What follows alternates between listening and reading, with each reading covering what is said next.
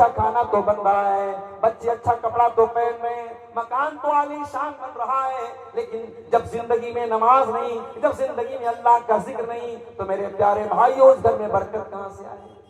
फितने इश्क में मुब्तला हो गए, फितने इश्क में मुब्तला हो गए, अजनबी रास्तों में फना हो गए। जानते हैं सभी पर न माने कोई, इस मोबाइल से हम बेहया हो गए, इस मोबाइल से हम बेहया हो गए।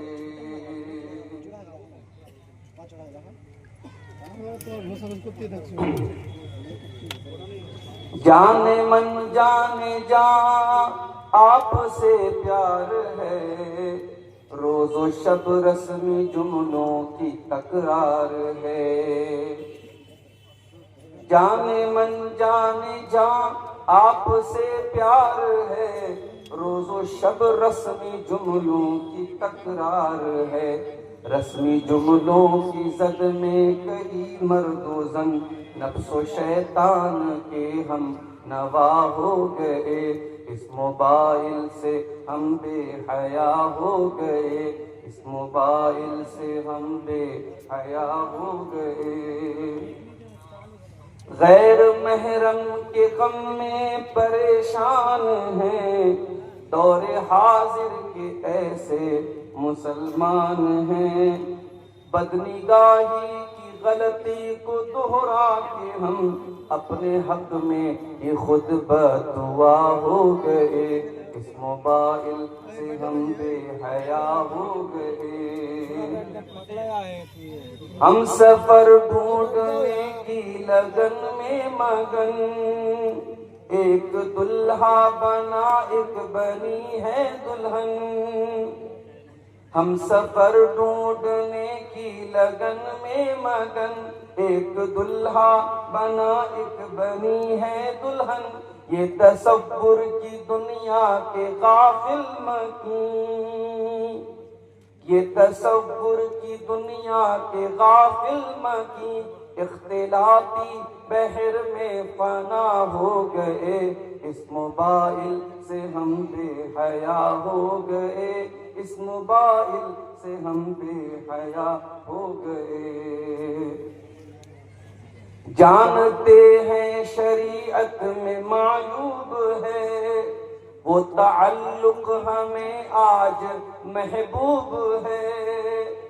इस मोबाइल की लत में कई पारसा, इस मोबाइल की लत में कई पारसा, आलिमो आलिमा क्या से क्या हो गए, इस मोबाइल से हम बेहया हो गए। अब तिलावत में क्यों वो हलावत नहीं, बेसुकून दिल में पहले सी राहत नहीं।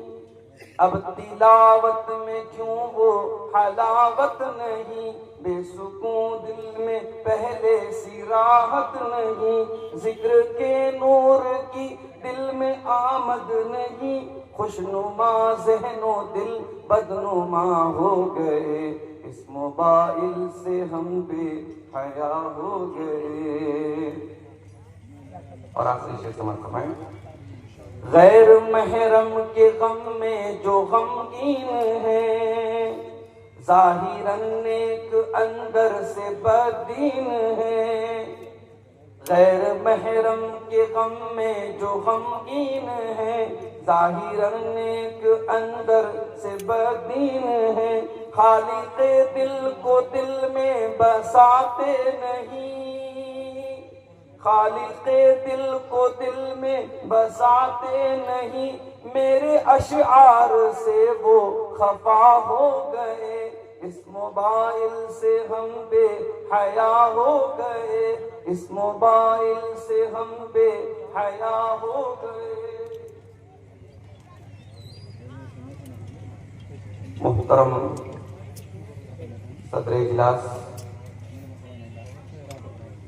उलमाए किराम, बुजुर्गों और दोस्तों, नौजवान साथियों, माओं और बहनों, प्यारे बच्चों,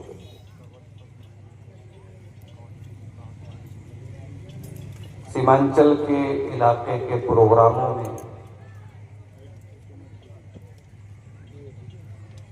आज का ये प्रोग्राम,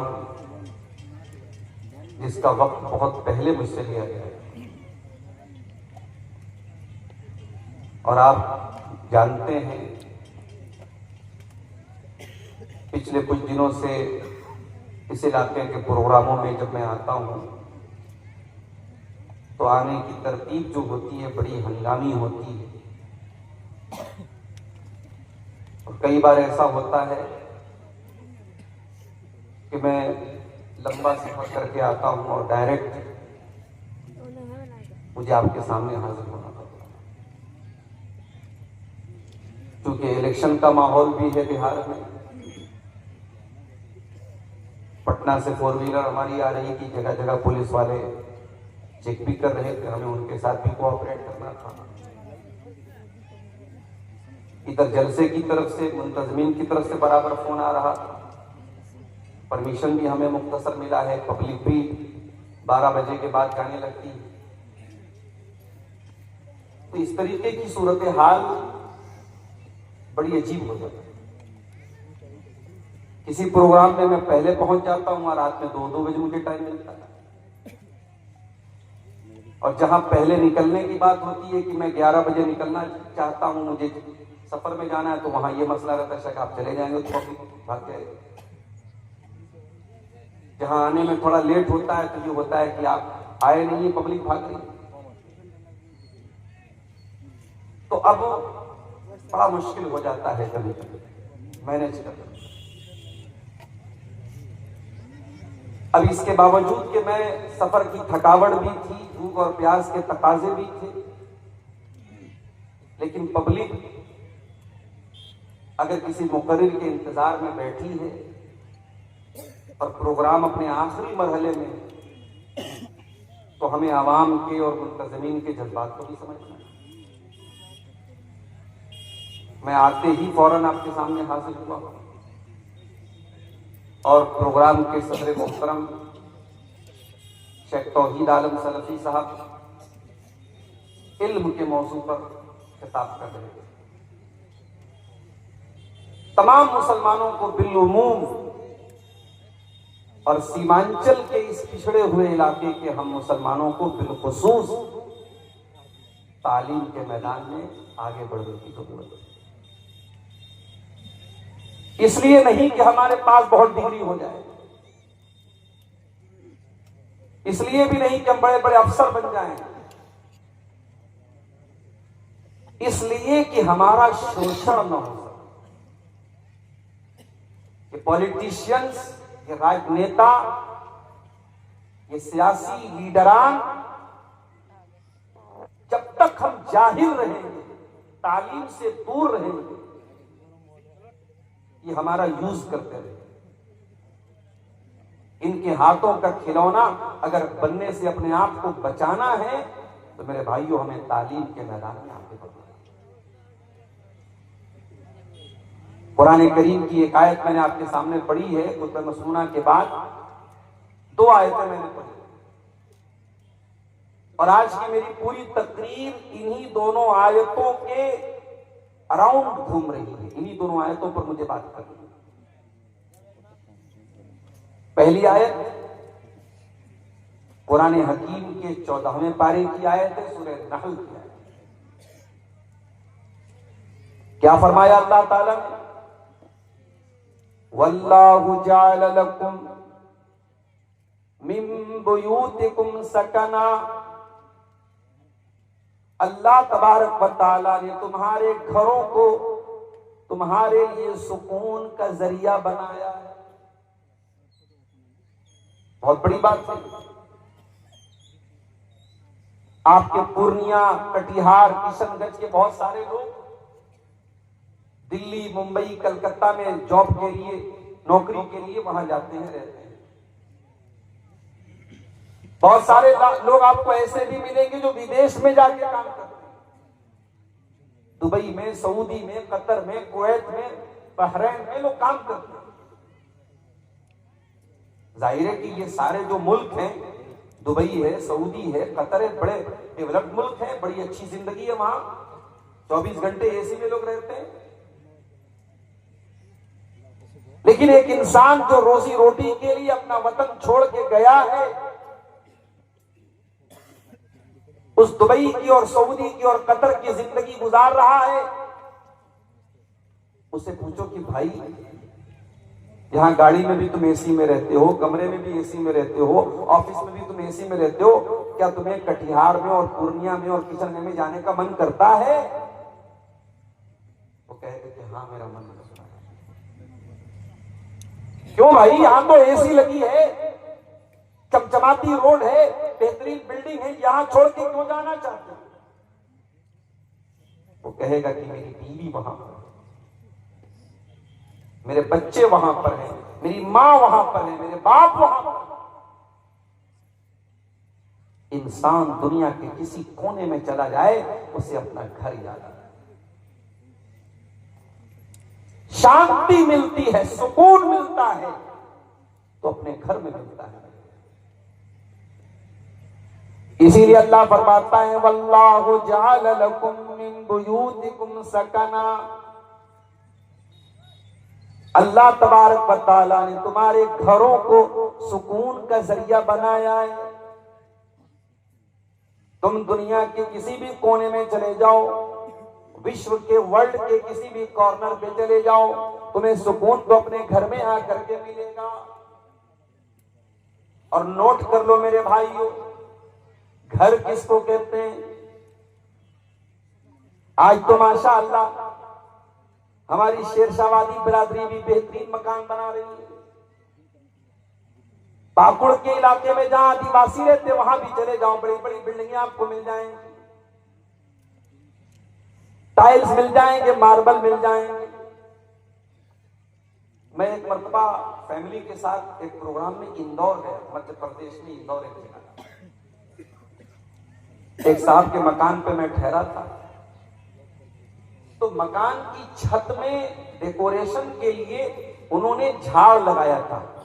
झाड़ समझते हैं आप, जो मकान की छत में जो लटकाते हैं खूबसूरती के लिए। तो मैंने पूछा कि बहुत अच्छा लग रहा है, इसकी कीमत क्या है? तो उन्होंने कहा हमने इसको विदेश से मंगाया है, उस एक झाड़ की कीमत 3 लाख। आज मुसलमान 3-3 लाख रुपए के झाड़ और फानूस से अपने मकानों को खूबसूरत बना रहा है। कोई प्लास्टिक पेंट के जरिए अपने मकान को खूबसूरत बना रहा है,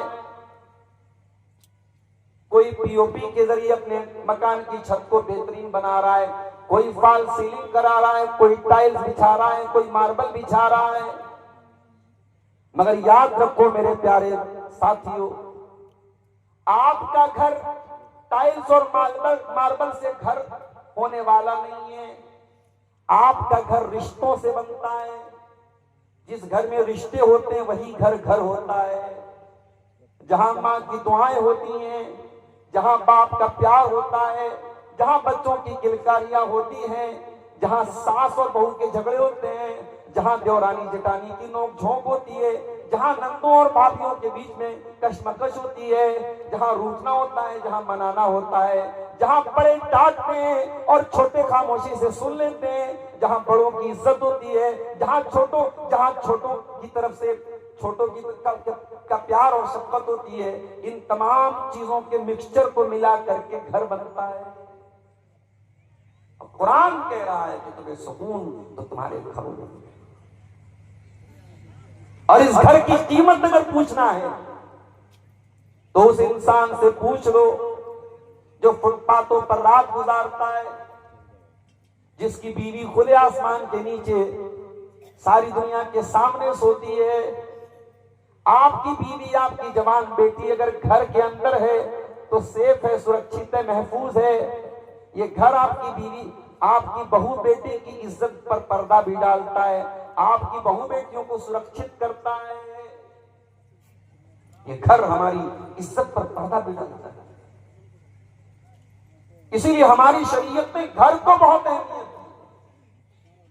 और अगर किसी को घर से निकलना पड़े तो अल्लाह ने इसको अपना अजाब करार दिया। अल्लाह ने कुरान के 28वें पारे में फरमाया, हुवल्लज़ी अखरजल्लज़ीना कफरू मिन अहलिल किताबी मिन दियारिहिम। अल्लाह का अजाब आया था यहूदियों के ऊपर, जब यहूदियों का एक कबीला बनु नजीर नाम का कबीला था, उसने मुसलमानों के साथ गद्दारी की और उनको जिला वतन कर दिया गया, उनके घरों से निकाल दिया गया। कुरान कहता है कि अल्लाह का अजाब था जो यहूदियों के ऊपर नाजिल हुआ। ये अलग बात है, किसी जमाने में यहूदी अपनी बदमाशी और गद्दारी की वजह से अपने वतन से निकाले गए थे और आज फलस्तीन की सरजमीन पर वो काबिज हो गए और हमारी बदआमालियों के नतीजे में और हमारी कमजोरी के नतीजे में धीरे धीरे पूरे फलस्तीन पर आज वो कब्जा कर रहे हैं। तो घर बहुत अहम होता है मेरे प्यारे, और हर घर वाले की ये जिम्मेदारी है कि वो अपने घर को दीनदार घर बनाए, इस्लामी घर बनाए। अगर आप बच्चों के बाप हैं, आप घर के गार्जियन हैं, आप बेटी के बाप हैं, बेटे के बाप हैं, बेटी की मां हैं, आपके ऊपर घर की जिम्मेदारी है, तो ये बहुत बड़ी रिस्पॉन्सिबिलिटी है, बहुत बड़ी जिम्मेदारी है और इसका सवाल कयामत के दिन। अल्लाह के प्यारे नबी जनाब मोहम्मद रसूलुल्लाह सल्लल्लाहु अलैहि वसल्लम फरमाते हैं, अला कुल्लुकुम राइन व कुल्लुकुम मसऊलुन अन रइयतिही। ऐ लोगों, तुम में से हर इंसान जिम्मेदार है और कयामत के दिन उसकी जिम्मेदारी के बारे में सवाल किया जाएगा। फर्रजुलु राइन अला अहली बैतिही। आदमी अपने घर वालों का जिम्मेदार है, अपनी फैमिली का जिम्मेदार है, अपने परिवार का जिम्मेदार है और कयामत के दिन उसको हिसाब देना पड़ेगा। वल्मरातु राइयतुन अला बैति ज़ौजिहा। और औरत जो घर के अंदर रहती है, औरत घर वाली होती है, घर के अंदर क्या चल रहा है, जवान बेटी रात में किसके साथ बातें कर रही है, जवान बेटी 2-2 घंटे घर से किसके साथ गायब है, उसके मोबाइल पर रिचार्ज कौन करा रहा है, उसके पास नया पर्स कहां से आ रहा है, उसके पास तरह तरह की खाने की चीजें कहां से आ रही हैं, ये निगरानी करना, ये देखना, ये माँ का कर्तव्य है, माँ की जिम्मेदारी। ये हम लोग जो बोलते हैं ना, लड़के बहुत खराब हो गए, लड़कियां बहुत खराब, ये लड़की और लड़कियां ऐसे खराब नहीं। जब लड़के और लड़कियों के गार्जियन, उनके माँ बाप जब कछुए की तरह रेत में, जब कछुआ रेत में अपनी मुंडी डाल लेता है तो ये समझता है कि सूरज नहीं निकला हुआ है, वही हाल आज उन माँ बाप का। उन्होंने गफलत की चादर ओढ़ ली है, वो इस बात से बेफिक्र हो गए कि उनकी जवान बेटी कहां जा रही है और जवान बेटा कहां जा रहा है। अल्लाह के नबी फरमा रहे हैं, बेटा क्या कर रहा है, बेटी क्या कर रही है, घर वालों की रिस्पॉन्सिबिलिटी है, घर वालों की जिम्मेदारी। मेरी प्यारी माँ, आपको अल्लाह ने मां बनाया है, बहुत बड़ा दर्जा है मां का। मां के कदमों के नीचे जन्नत बताई गई है, बहुत बड़ा दर्जा है बाप का। बाप को जन्नत का दरवाजा करार दिया गया है, मगर कान खोल करके सुन लीजिए, ऐ औलाद वालों, ऐ मेरी प्यारी माँ, ऐ मेरे प्यारे बुजुर्गों, जिनको अल्लाह ने बाप बनाया, जिनको अल्लाह ने माँ बनाया, वो कान खोल के सुन लें।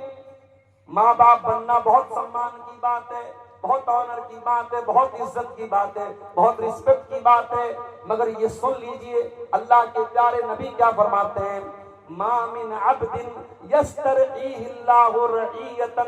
जब अल्लाह ताला किसी बंदे पर कोई जिम्मेदारी डाल दे और फिर वो इस हाल में मर जाए कि वो अपनी जिम्मेदारी के साथ अन्याय कर रहा है, अपनी जिम्मेदारी के साथ धोखा कर रहा है, और इस हाल में मर जाए कि अपनी जिम्मेदारी को सही तरीके से पूरा नहीं कर रहा है, इल्ला हर्रमल्लाहु अलैहिल जन्ना, उस इंसान के ऊपर जन्नत हराम हो जाएगी।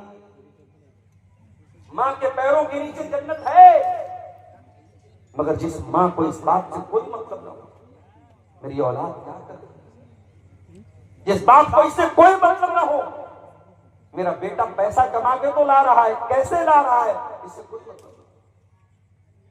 अभी कल बनारस में एक साथी मुझे मिले, बनारस में साड़ी का कारोबार हो रहा है। पिछले कुछ सालों से साड़ी का कारोबार बनारस का बहुत मंदी का शिकार है, बहुत परेशानी का शिकार है। बनारस के बहुत सारे जवान लड़के बेंगलोर में और सूरत में जाके काम करते। उसने कहा मौलाना, कहने को तो लड़के पैसा कमाने, लेकिन जो लड़के बेंगलोर में जाकर के और सूरत में जाकर के काम कर रहे हैं, कड़वी सच्चाई ये है कि मौलाना साहब वहां पर उनका कोई गार्जियन नहीं है, न माँ की डांट का डर है, न बाप की डांट का डर है, न वहां पे माँ है न बाप है, लड़का कमाने गया है। कहा मौलाना जितना कमा रहा है उसका आधा हिस्सा सिगरेट में, शराब में, नशे में, जुआ में अब वहां पे गंवा देता है। कहा कि अपने शहर में रहता था, अगर 5 टाइम की नमाज नहीं भी पढ़ता था तो कम से कम जुमा की नमाज में शामिल होता था। वहां पैसा कमाने की ऐसी धुन है, मस्जिद की शक्ल तक नहीं जानता। जुमा की नमाज में भी कितने मुसलमान लड़के जो पैसा कमाने बेंगलोर और सूरत गए, वो जुमा की नमाज तक नहीं पढ़ते हैं।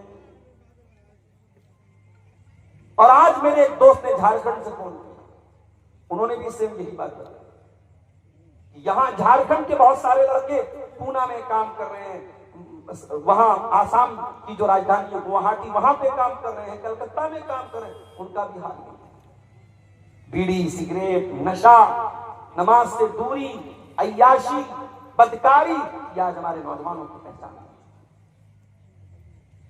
मेरे प्यारे भाइयों, घर में बरकत आए तो कहां से आए, घर में सुकून आए तो कहां से आए। हाँ, पैसा तो आ रहा है, दौलत तो आ रही है, घर में अच्छा खाना तो बन रहा है, बच्चे अच्छा कपड़ा तो पहन रहे हैं, मकान तो आलीशान बन रहा है, लेकिन जब जिंदगी में नमाज नहीं, जब जिंदगी में अल्लाह का जिक्र नहीं, तो मेरे प्यारे भाइयों उस घर में बरकत कहां से आए। हमारा घर आज मनहूस हो चुका है, माफ कीजिए मेरे जुमले अगर कड़वे हो तो माफ कीजिए। हमने अपने घरों को मनहूस बना दिया। कोई जमाना था, सुबह नींद खुलती थी, बूढ़ी माँ मुसल्ले पर बैठ के नमाज पढ़ा करती थी, कुरान पढ़ा करती थी। मुसलमान के घर की शुरुआत कुरान से हुआ करती थी, नमाज से हुआ करती थी। आज रात में बिस्तर पे जाने के टाइम भी इंस्टाग्राम के वीडियोस देखे जा रहे हैं, फेसबुक के वीडियोस देखे जा रहे हैं, सुबह उठ करके भी नाच गाना ही देखा जा रहा है। म्यूजिक से शुरुआत हो रही है, म्यूजिक से खात्मा हो रहा है। ये हमारे घरों का हाल है। और घर के गार्जियन का हाल ये, वो घर में टाइम देने को तैयार नहीं है। अपनी जॉब से आने के बाद, अपने काम से आने के बाद जो थोड़ा बहुत टाइम बच्चों के साथ गुजारने का मौका मिलता है, वो टाइम भी आज हम मोबाइल के साथ गुजार रहे हैं। बच्चों के हाथ में उनका अपना मोबाइल है, बाप के हाथ में अपना मोबाइल है, माँ के हाथ में अपना मोबाइल, माँ के हाथ में अपना मोबाइल है। आज बच्चों को मोबाइल पाल रहा है, यूट्यूब पाल रहा है। आज बच्चों को माँ बाप नहीं पाल रहे। अरबी का शायर कहता है, बड़ी सच्ची बात है, लईसल यतीमु मन इंतहा अबवाहु मिन हम्मिल हयाती व खल्लफाहु जलीला। अरे यतीम वो नहीं है, अनाथ वो नहीं है जिसका बाप उसको छोड़ के चला गया हो, जिसकी माँ उसको छोड़ के चली गई हो। अरे अनाथ तो वो बच्चा है। अरबी का शायर कहता है, इन्नल यतीम हुवा अल्लज़ी तल्का लहू उम्मन तखल्लत व बम मशगूला। जिसकी माँ के पास अपने बच्चे के लिए फुर्सत ना हो, जिसके बाप के पास अपने बच्चों के लिए समय ना हो। समय निकालो मेरे घर से। आइए अल्लाह के नबी की हदीस सुना। ये हदीस याद कर लो, पूरी तकरीर का खुलासा इस हदीस के अंदर आज पेश कर दो।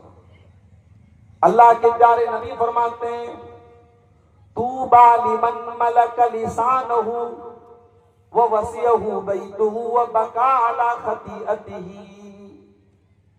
तीन चीजों पर जो अमल करेगा, तीन चीजों को जो अपना लेगा, वो कामयाब हो जाएगा, वो जन्नत में जाएगा। कौन सी तीन चीजें? नंबर 1, मलक लिसान हूं, अपनी जबान पर कंट्रोल कर, जबान पे कंट्रोल कर। झूठ इसी जबान से, गाली गलोच इसी जबान से, गीबत इसी जबान से, चुगली इसी जुबान से, किसी की इज्जत पर हमला इसी जुबान से। जुबान पर कंट्रोल करो। दूसरी चीज, वह वसिअहु बैतुहु, आपका घर आपके लिए काफी हो जाए। अपना बिजनेस करने के बाद, अपनी जॉब करने के बाद, अपनी दुकान पर काम पूरा करने के बाद जो बाकी टाइम मिले वो अपने घर को दो, अपने घर वालों को दो। अल्लाह के नबी फरमाते हैं कि उसका घर उसके लिए काफी हो जाए। और तीसरी चीज, वह बकाला खतियतिही, और वो तन्हाई में अकेले में अपने गुनाहों पर नदामत के आंसू बहाता हो, रोया करता हो, तौबा करता हो, गिड़गिड़ाता हो। मेरे प्यारे भाइयों, हमने तो रोना भी बंद कर दिया, हमारी आंखें खुश्क हो गई, हमें तो रोना भी नहीं आता। आज हम इतने पत्थर दिल हो चुके हैं कि आज अपनी आंखों से जनाजा देखने के बावजूद, आज जनाजे की नमाज के दौरान और मैयत को दफनाने के दौरान भी हमारे चेहरे पर मुस्कुराहट होती है। हम रोना नहीं चाहते, हम रो नहीं पाते। कुरान कहता है, सुम्मा कसत कुलूबुहुम मिन बादी ज़ालिका फहिय कल हिजारति व अशद्दु क़स्वा। कुछ लोग इतने सख्त हो जाते हैं, उनके दिल इतने कठोर हो जाते हैं कि पत्थर से भी ज्यादा उनके दिल कठोर हो जाते हैं। वह इन्न मिनल हिजारती लमा यतफज्जरु मिनहुल अनहार। अरे पत्थर तो कुछ ऐसे भी होते हैं कि पत्थर के अंदर से भी पानी निकलने लगता है, पत्थर फट जाता है और पत्थर से सुराख हो जाता है। लेकिन इंसान का दिल कभी कभी इतना कठोर हो जाता है कि पत्थर से ज्यादा सख्त हो जाता है। हम तो रो नहीं पाते। अल्लाह के नबी ने फरमाया, तीन चीजें पैदा करो, जबान पर कंट्रोल करो, आपका घर आपके लिए काफी हो जाए, और अपने गुनाहों पर आंसू बहाना शुरू कर दो। ये तीन चीजें अगर आपको मिल जाएं, आप कामयाब हो जाए। मेरे प्यारे साथियों, मैं जानता हूं आप बहुत देर से तकरीरें सुन रहे हैं और बहुत अहम टॉपिक लेकर के मैं आपके सामने बैठा हूं। बहुत लंबी बात नहीं करूंगा, बड़ी टू द पॉइंट बातें आपके सामने रखूंगा। कुछ तरीके बताऊंगा, कुछ नुस्खे बताऊंगा, अपने घर को कैसे सुधारा जाए, अपने घर को कैसे संवारा जाए, अपने घर को इस्लामी घर कैसे बनाया जाए। इसी टॉपिक पर कुछ बातें आपके सामने रखूंगा। हम मकान बनाते हैं, मकान में सबसे जरूरी जो होती है मकान की बुनियाद, फाउंडेशन।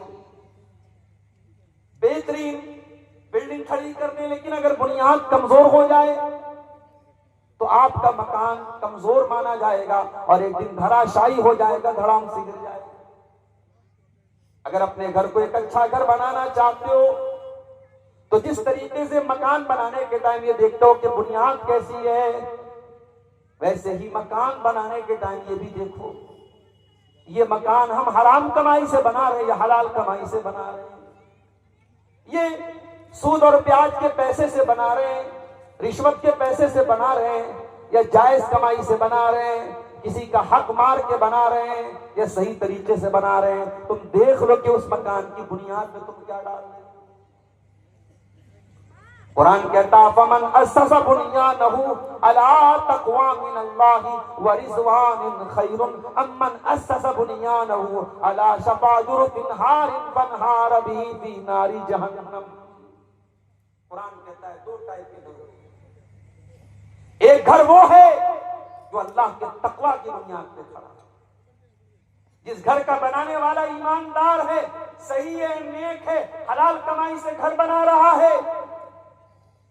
और दूसरा वो है जो हराम खोर है, जो ब्याज का पैसा लेके आया है, जो रिश्वत का पैसा लेके आया है, जो भाई का हक मार के आया है, जो बहन का हक मार के आया है। किसी जगह एक लाइन पड़ी, बड़ी अच्छी लाइन कि मामू जान हज करने जा रहे हैं, अपनी बहन का और अपने भांजों का हक मारने के बाद तीसरी मर्तबा मामू जान हज करने जा रहे हैं। ये समाज की बड़ी कड़वी है। हमें से हर इंसान किसी का मामू होगा, किसी बहन का भाई है। हमारी दीनदारी सिर्फ दाढ़ी पर है, हमारी दीनदारी सिर्फ माथे पर सज्जे के निशान पर है। हम बड़े दीनदार बन गए, पांचों टाइम के नमाजी बन गए। याद रखो मेरे भाइयों, ये जो मीरास में जिसका जितना हिस्सा है, बेटे का इतना है, बेटी का इतना है, माँ का इतना है, बाप का इतना है, भाई का इतना है, बहन का इतना है, ये किसी मुफ्ती के फतवे से नहीं बना है। ये अब्दुल गफ्फार सलफी साहब ने, ये तौहीद आलम साहब ने, या कोई फला आलिम साहब ने अपने घर से ये मसला नहीं बनाया है। तो कुरान की आयतें हैं, अल्लाह का बनाया हुआ कानून। और अल्लाह ने कुरान में जब मीरास का मसला बयान किया तो क्या फरमाया? वतिल्का हुदूदुल्लाह। मेरे बंदो, हम जो मीरास का कानून बता रहे हैं, ये अल्लाह की बनाई हुई बॉर्डर है। जिस तरीके से इंडिया और बांग्लादेश की बॉर्डर पर आप देख लीजिए, बीएसएफ के सिपाही तैनात रहते हैं, जो ये देखते रहते हैं कि कोई बांग्लादेशी इंडिया में ना आ जाए, और बांग्लादेश के फौजी ये देखते हैं कि कोई इंडिया का भी बांग्लादेश में इनवैलिड तरीके से ना जा सके। कुरान क्या कह रहा है? वतिल्का हुदूदुल्लाह। हमने जो ये कानून बनाया है, ये हमारी बनाई हुई बॉर्डर है, ये हमारा बनाया हुआ कानून है, ये हमारी बनाई हुई लिमिट्स है। जो इनको क्रॉस करेगा वो बर्बाद हो जाएगा, वो जहन्नम की आग में जलेगा। मकान आप बना रहे हैं, लेकिन पैसा कहां से लाया? आप इमारत की बुनियाद क्या रख रहे हैं? बेईमानी पर तो नहीं है, चोरी पर तो नहीं है, और सूदखोरी पर तो नहीं है, रिश्वत पर तो नहीं है। बुनियाद क्या चीज? अल्लाह फरमाता है कि ऐ मेरे बंदो, एक इंसान अपने मकान को अल्लाह के तकवा और उसकी रजा की बुनियाद पे खड़ा कर रहा है, और दूसरा इंसान किसी गड्ढे के किनारे अपने मकान को बना रहा है और हराम तरीके से अपने मकान को बना रहा है। फन्हार बिही फी नारी जहन्नम। और एक दिन आएगा, उसका मकान गिर जाएगा और उसको जहन्नम में लेकर के चला जाएगा। बच्चों से प्यार करते हो? अगर बच्चों से प्यार करते हो तो कभी हराम कमाई मत खिलाना, अपने कम खिला देना। 2 रोटी कम खाएगा आपका बच्चा, कुछ कमजोर रहेगा चलेगा, कुछ दुबला पतला रहेगा चलेगा। हराम की कमाई अपने बच्चों को मत खिलाना रहेगा। अल्लाह के प्यारे नबी फरमाते हैं, जो जिस्म हराम कमाई से परवरिश पाएगा, फन्नारु औला बिही, वो जहन्नम की आग में जलेगा। अरे हम तो अपने बच्चों से इतना प्यार करते हैं। कभी कभी मेरे साथ ऐसा हुआ, मैं सफर में हूं, घर से बीवी का फोन आया, किसी बच्चे को चोट लग गई, किसी बच्चे को चोट लगी, वीडियो कॉल से मैंने देखा। मैं बिहार में बैठा हूं, मैं यहां से कुछ नहीं कर सकता। वहां बच्चे को चोट लगी है, बाप होने के नाते मेरा दिल तड़प जाता है। और अगर बच्चों को ऐसी चोट लग जाए कि बच्चों का खून निकलने लगे तो इंसान बेकरार हो जाता है। अपने बच्चों को हम जरा बराबर दुख और तकलीफ में नहीं देख सकते। मेरे प्यारे साथियों, हम जहन्नम की आग में अपने बच्चों को कैसे जलना पसंद करेंगे? इसीलिए अल्लाह के नबी फरमा रहे हैं, जो हराम कमाई अपने बच्चों को खिलाएगा, जो जिस्म हराम कमाई से परवरिश पाएगा, फन्नारु औला बिही, वो जिस्म जहन्नम की आग में जलेगा। अब ये आप तय कर लीजिए कि आपको अपने बच्चों को जहन्नम की आग में जलाना है या जन्नतुल फिरदौस में लाना है। तो घर को अगर एक इस्लामी घर बनाना है तो पहला स्टेप याद कर लो मेरे प्यारे साथियों, हमें अपने घर की बुनियाद को सही रखना है। और आगे बढ़िए, घर में दाखिल होते हैं हम, सबसे पहले चौखट आती है।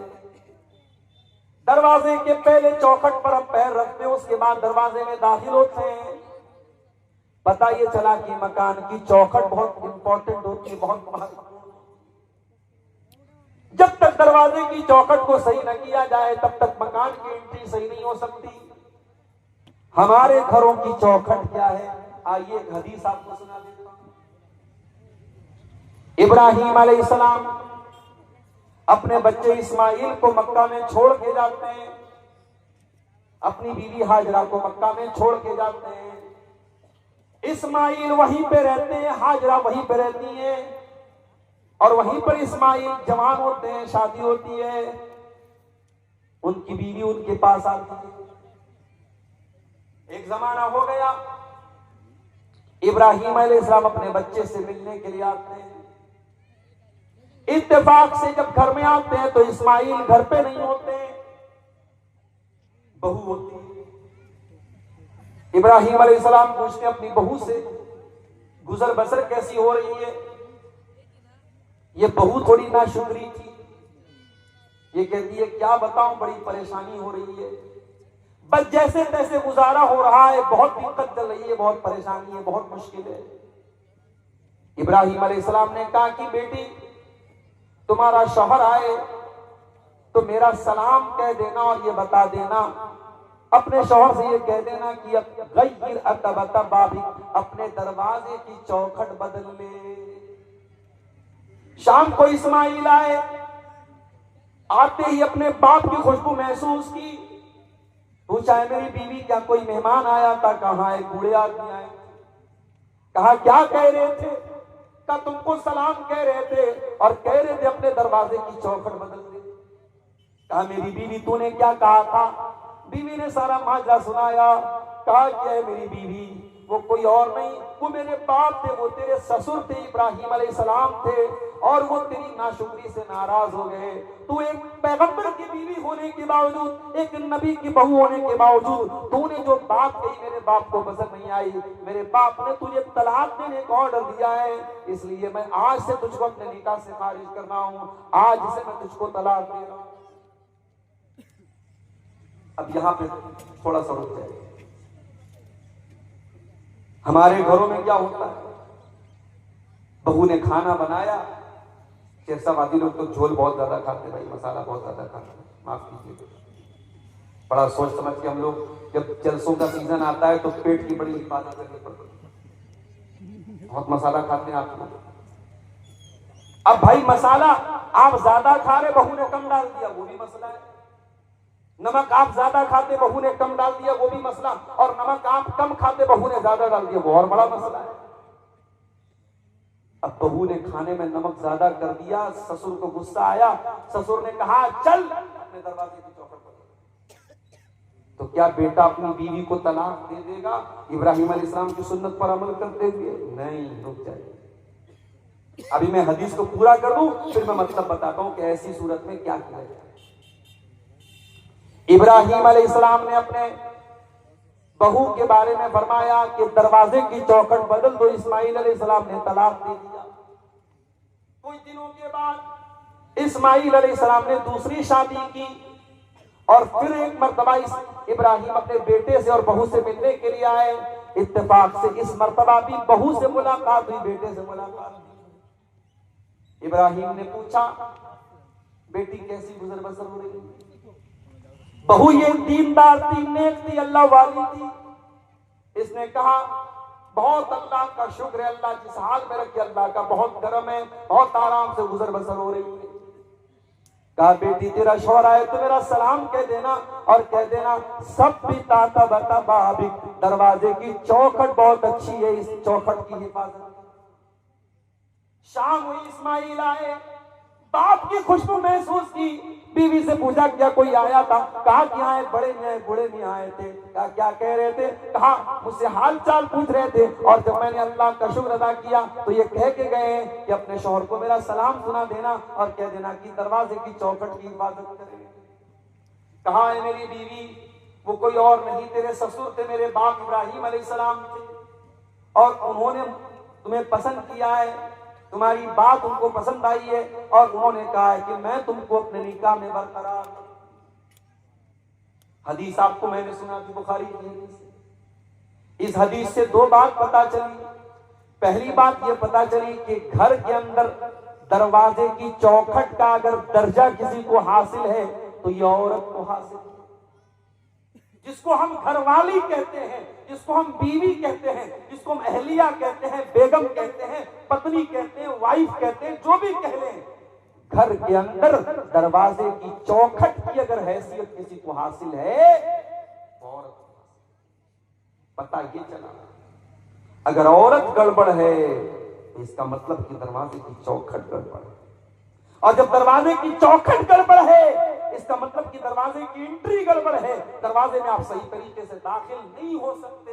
इसलिए घर को अगर बनाना है, संवारना है, तो घर की घरवाली का अच्छा होना बहुत जरूरी है। अब वो मसला भी सुन लीजिए, बहू ने खाने में झोल ज्यादा कर दिया, नमक ज्यादा कर दिया, ससुर को पसंद नहीं आया, सास को पसंद नहीं आया, ससुर ने कहा बेटे से तलाक दे दे, तो बेटा इतनी बात पर अपनी बीवी को तलाक नहीं देगा। अगर आपको ये लगता है कि इब्राहिम अलैहिस्सलाम के कहने पर इस्माइल ने तो तलाक दे दिया, तो कान खोल करके सुन लीजिए, अगर बाप इब्राहिम अलैहिस्सलाम के जैसा हो तब बाप के कहने पे बेटा तलाक दे देगा। हर बाप के कहने पर बेटा अपनी बीवी को तलाक नहीं देगा, वरना हर छोटी छोटी बात पे तलाक हो जाए। अगर इब्राहिम के जैसा बाप हो, उतना समझदार, उतना दूरअंदेश, उतना दीनदार, उतना होशियार, उतना जीनियस, उतना गहरी नजर रखने वाला, उतना अल्लाह वाला, तो अलग बात। हर बाप को इस बात की इजाजत नहीं है, हर माँ को इस बात की इजाजत नहीं है कि वो बोले कि बहू को तलाक दे दो, बेटा तलाक। तो शौहर के घर की चौखट है बीवी में। मेरी प्यारी माँ बहनों, अगर आप पिंडाल के अंदर मौजूद हैं, मेरी आवाज आपके कानों तक पहुंच रही है, आप अपने बेटे के लिए जब बहू तलाश करने जाएं तो सिर्फ ये ना देखें कि बहू कितनी खूबसूरत है, कितना रंग गोरा है, कितने अच्छे खानदान की है, कितने पैसे वाली है, कितना जहेज लेकर के आएगी। मेरी प्यारी माओ, आप जब अपने बेटे के लिए बीवी तलाश करने जाएं, आप अपने घर के लिए जब बहू लेने जाएं, तो कान खोल के सुन लो, आप बहू लेने नहीं जा रही हैं, आप अपने दरवाजे की चौखट लेने जा रही हैं, और चौखट बहुत संभाल करके लाना। अल्लाह के नबी फरमाते हैं, तुनकहुल मरातो लिअरबईन, जब औरत की शादी होती है तो 4 चीजें औरत के अंदर देखी जाती हैं, ले मालिहा वले हसबिहा वले जमालिहा वले दीनिहा। कुछ लोग माल देखते हैं, कुछ लोग खानदान देखते हैं, कुछ लोग खूबसूरती देखते हैं, और कुछ लोग दीनदारी देखते हैं। आपने फरमाया फज़फर बिज़ाति दीन, दीनदार औरत को घर में लेके आ जाओ, कामयाब हो जाओ। दीनदार औरत को घर में, मेरे प्यारे भाइयों, अल्लाह ताला ने औरत को ये खूबी, इस खूबी से भी नवाजा है कि औरत अपनी बात मनवा लेती है, कभी हंस के मनवा लेती है, कभी रो के मनवा लेती है, कभी मुस्कुरा के मनवा लेती है, कभी आंसू बहा के मनवा लेती है। मैंने औरत के ऊपर एक नज़्म लिखी थी, उसमें मैंने एक शेर कहा था, वो शेर ऐसा था, कुदरत ने तुझे गर्मी जज्बात अता की, ऐ औरत अल्लाह ताला ने तुझे जज्बात की कुव्वत अता की है, कुदरत ने तुझे गर्मी जज्बात अता की, वो ना तकवा की भरम तोड़ दे, वो नाज़ो अदा है। ऐ औरत, तेरे अंदर वो नाज है, वो अदा है, बड़े बड़े मुत्तकियों का तकवा तू तोड़ सकती है। अल्लाह ने तुझे नाज़ो अदा की ताकत दी है, और अल्लाह ने तुझे जज्बात की ताकत, जज्बात की ताकत। फिरौन बहुत बड़ा जालिम था, किसी की बात नहीं सुनता था, बच्चों को कत्ल करवाने का ऑर्डर दिया था उसने, मगर जब अपनी बीवी उसकी जब बच्चा लेकर के आती है, जो मूसा अलैहिस्सलाम की शक्ल में वो बच्चा जब हजरत आसिया की गोद में पहुंचता है, फिरौन की बीवी की गोद में, और फिरौन की बीवी अपने शौहर से कहती है, ला तक़तुलूहु असा अन यनफाना औ नत्तखिज़हु वलदा। ऐ मेरे सरताज, देखिए कितना खूबसूरत बच्चा है, कितना प्यारा बच्चा है, हम इस बच्चे को कत्ल न कीजिए, हम इस बच्चे को अपना बेटा बना लेंगे, अपना बेटा बना करके पालेंगे। अच्छा, फिरौन को कोई बेटा नहीं था। फिरौन अपने आप को खुदा कहता था, रब कहता था, भगवान कहता था, गॉड कहता था, और फिरौन अपनी बीवी को बेटा नहीं दे सका। ऐसे ऐसे तो खुदा गुजरे दुनिया, ऐसे ऐसे खुदा गुजरे, अपने आप को खुदा कहता था और अपनी बीवी को बेटा नहीं दे सका, और दूसरे के बच्चे को बीवी कह रही कि इसे हम अपना बेटा बना दें। अल्लाह। तो बीवी जो होती है वो बात मनवा देती है। बीवी चाहेगी आपकी सिगरेट छुड़वा देगी, बीवी चाहेगी आपका गुटखा छुड़वा देगी, बीवी चाहेगी आपको नमाजी बना देगी। मेरी प्यारी माँ बहनों, आप जब अपने शौहर से जिद करके 5000 वाली साड़ी खरीद सकती हो, 10,000 वाला लहंगा खरीद सकती हो, 1,30,000 में सोना चल रहा है, सोने का जेवर मंगवा सकती हो, तो ऐ मेरी प्यारी माओ बहनों, आप अपने शौहर से बहुत सारे अच्छे काम भी करवा सकते हो। करवाने का तरीका होना चाहिए। अल्लाह के प्यारे नबी क्या फरमाते हैं, बड़े गौर से सुनिएगा। अल्लाह के नबी सल्लल्लाहु अलैहि वसल्लम फरमाते हैं, रहीमल्लाहु रजुलन काम मिनल लैल, अल्लाह ताला रहम नाजिल फरमाए, अल्लाह ताला रहमत नाजिल फरमाए उस आदमी के ऊपर जो रात में उठ करके तहज्जुद की नमाज पढ़ता है। वह आई कज़म रात, और अपनी बीवी को भी उठाता है, और बीवी अगर उठने से इनकार कर देती है तो बीवी के चेहरे पर पानी डाल के उठाता है हिम्मत बीवी के चेहरे पर पानी डाल दे। कहीं ऐसा ना हो कि उधर आप पानी डालें और उधर बीवी लात मार दे। आजकल ये भी तो हो रहा है, बीवी से पंगा लेने की किसने हिम्मत है भाई? दुनिया में सबसे पंगा ले सकते, बीवी से नहीं ले सकते। वो एक लतीफा है, एक आदमी की बीवी बहुत शक करती थी उसके ऊपर, बड़ा परेशान रहता था, महीने में 2-4 दिन मायके जाती थी, उसमें भी फोन पर फोन करती रहती थी, कहां हैं आप, क्या कर रहे हैं आप? डर था कि कहीं किसी दूसरी औरत के साथ तो नहीं। एक मर्तबा मायके गई, बच्चे को छोड़ के गई थी, बच्चा भी छोड़ के गई थी कि नजर रखे अपने बाप के ऊपर। मायके जाके फोन कर रही है शौहर को, कहां हैं आप? शौहर कह रहा कहां रहूंगा, घर पर हूं भाई, तुम्हारी इजाजत के बगैर कहां जा सकता हूं? अच्छा घर पे हो, जाओ किचन में जाओ, किचन में जाओ और मिक्सर की आवाज मुझे सुना करके बताओ कि तुम घर में हो। शौहर ने मिक्सर की आवाज सुना दी, घर की आवाज आई, बीवी ने कहा अच्छा चलो भाई तसल्ली हो गई। दूसरे दिन फिर फोन किया बीवी ने, कहां हैं आप? शौहर ने कहा अरे बेगम मैं कहां रहूंगा, घर पर हूं। चलिए मिक्सर की आवाज सुनाइए। शौहर ने फिर मिक्सर चालू करके सुना दे, घर की आवाज आई। तीसरे दिन बीवी ने कहा इतना शरीफ मेरा शौहर कब से हो गया, रोजाना मैं फोन कर रही हूं, मुझे मिक्सर की आवाज सुना दे रहा है। तीसरे दिन बीवी सरप्राइज देने के लिए अचानक घर में आ गई। घर में आई तो शौहर आए, बच्चा खेल रहा था, बच्चे से पूछा अरे तेरा बाप कहां है? कहा वो तो मिक्सर लेके गायब हो गया। तो कहते हैं कि अगर शौहर से बीवी शेर है तो शौहर सवा शेर भी बन सकता है। तुम्हें सारा दिमाग तुम्हीं को है थोड़ी, हमको भी तो थोड़ा बहुत दिमाग है। तो आप ये याद रखिए मेरे प्यारे साथियों कि घर के अंदर जब तक एक नेक घर वाली नहीं आएगी, घर का माहौल अच्छा नहीं हो सकता है। अल्लाह के नबी फरमाते हैं, अल्लाह ताला रहमत नाजिल फरमाए उस आदमी के ऊपर जो रात में उठ करके तहज्जुद की नमाज पढ़ता है और अपनी बीवी को भी उठाता है। वह रहीमल्लाहु इम्रातन कामत मिनल लैल, और अल्लाह ताला ऐसी औरत के ऊपर रहमत नाजिल फरमाए जो रात में उठ करके तहज्जुद की नमाज पढ़ती है। वह आई कज़त ज़ौजहा, और अपने शौहर को भी उठाती है, और शौहर अगर इनकार कर दे तो शौहर के चेहरे पर पानी छिड़क करके उठाती है। ये होते हैं बेहतरीन कपल, एक दूसरे का ताउन करे दीन के सिलसिले में। इसीलिए अल्लाह के नबी फरमाते हैं लियत्तखिज़ अहदुकुम क़ल्बन शाकिरा, 3 चीजों को बैलेंस बना लो, 3 चीजों को खजाना बना लो, 3 चीजों को स्टोर कर लो, 3 चीजों को